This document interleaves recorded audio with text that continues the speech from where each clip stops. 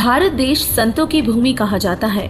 इस पवित्र भूमि पर अनेकों संत, भक्त, ऋषि मुनियों से लेकर देवी देवताओं के अवतारों का जन्म हुआ है। आज हम आपको भगवान श्री कृष्ण जी की लीला के साथ संत कबीर जी, जिन्हें भक्तिकालीन संत के रूप में भी जाना जाता है, उनकी लीलाओं का वर्णन करेंगे एवं जानेंगे ऐसे तथ्य जो चौंका देने वाले होंगे। भगवान श्री कृष्ण जी की किन लीलाओं के कारण लोग उन्हें परमात्मा मानने लगे और पुरुषोत्तम जानकर उनकी भक्ति करने लगे। आज आपको श्री कृष्ण जी की लीला व परमेश्वर कबीर साहिब जी की मिलती जुलती लीला बताकर स्पष्ट करेंगे कि कौन समर्थ शक्ति है और कौन जीवन वृद्धि करने में सक्षम है। कौन है वो सर्वोच्च परमात्मा जो तीनों लोकों समेत 21 ब्रह्मांडों का भी पालन पोषण करता है। अब हम दोनों की लीलाओं का भेद स्पष्ट करते हैं, तो चलिए शुरुआत करते हैं। दर्शकों, हम जानते हैं कि श्री कृष्ण जी का जन्म कंस राजा की कारावास में बंद उनकी बहन देवकी और वासुदेव से हुआ था।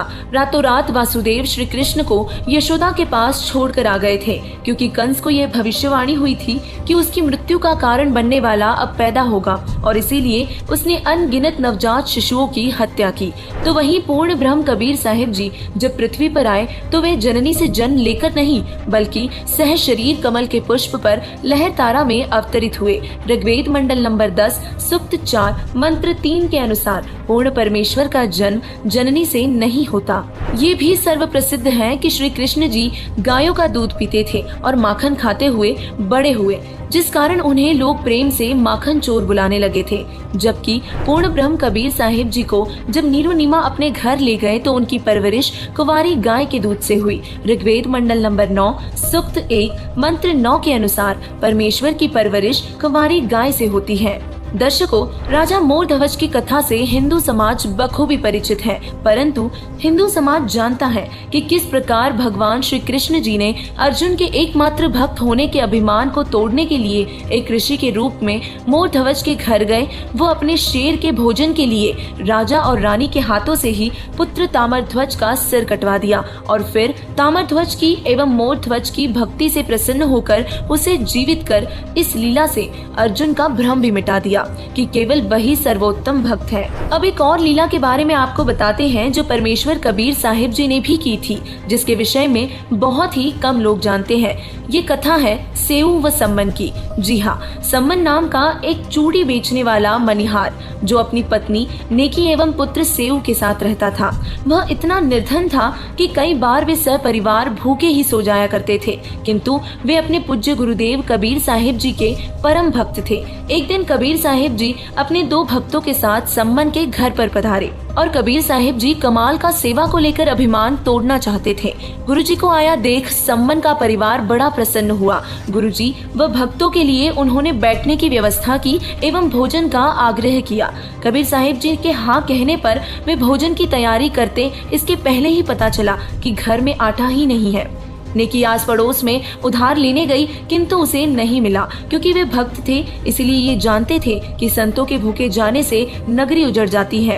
अतः इसी कारण सेऊ सेठ की दुकान में सेंध लगाकर आटा चुराने गया। सेठ के पकड़ लेने पर उसने सिर बाहर निकाला और सम्मन से अपना सिर कटवाने की प्रार्थना की। सम्मन जानता था कि यदि सेठ सेऊ को राजा के पास ले गया तो गुरुजी की बदनामी होगी, और इसी कारण उसने सिर काट दिया और आटा घर पर दे दिया। उधर नेकी ने खाना बनाते हुए पुत्र का सिर और धड़ घर लेकर रखने के लिए कहा।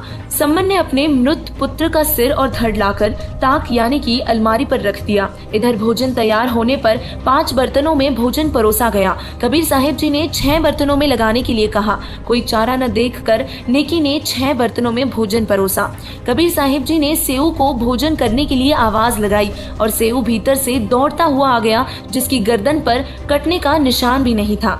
सम्मन ने भीतर जाकर देखा तो ताक पर मात्र रक्त के छींटे पड़े थे। जगत गुरु तत्वदर्शी संत रामपाल जी महाराज जी ने भगवान श्री कृष्ण जी की लीला व कबीर परमेश्वर जी की लीला में भिन्नता बताते हुए दर्शाया है कि भगवान श्री कृष्ण जी ने मोरध्वज के पुत्र ताम्रध्वज को आरे से कटवाकर जीवित कर दिया, लेकिन उन्हें मोक्ष नहीं दे पाए। जिसका जीवन शेष हो उसे मारकर जीवित करना शक्ति युक्त महापुरुषों के लिए आसान होता है, किंतु जिसकी आयु खत्म हो उसे जीवित करना केवल पूर्ण परमेश्वर के हाथों होता है। जिस समय कृष्ण जी के एकमात्र भांजों एवं पांडवों के अंतिम वंश अभिमन्यु की मृत्यु हुई थी, तब वे उसे जीवित आखिर क्यों नहीं कर सके थे।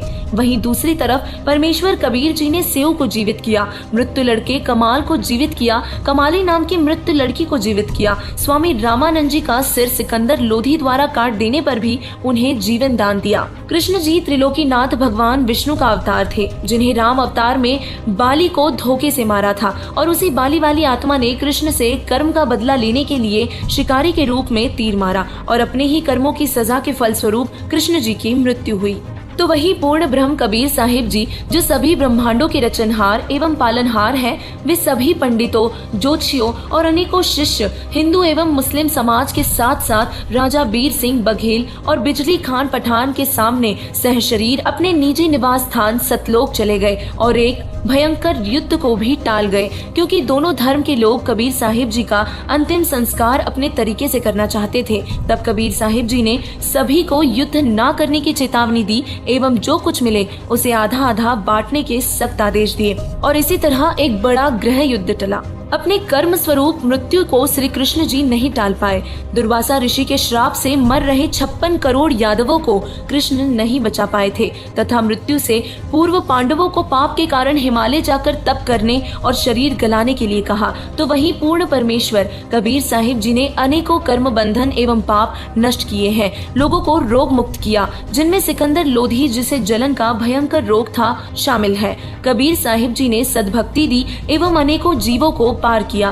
वेदों में लिखा है कि पूर्ण परमेश्वर बंधन मुक्त करता है एवं घोर से घोर पापों का भी नाश करता है और इसीलिए वह बंदी छोड़ है।